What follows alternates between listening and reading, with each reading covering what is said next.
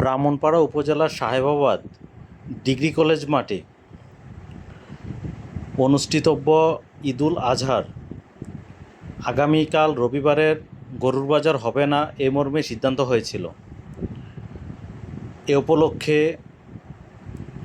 ব্রাহ্মণপাড়া উপজেলার সুযোগ্য সহকারী কমিশনার ভূমি মহোদয় উপস্থিত হয়ে গরুর বাজারের খুঁটিগুলা উঠিয়ে ফেলার সিদ্ধান্ত দেয়।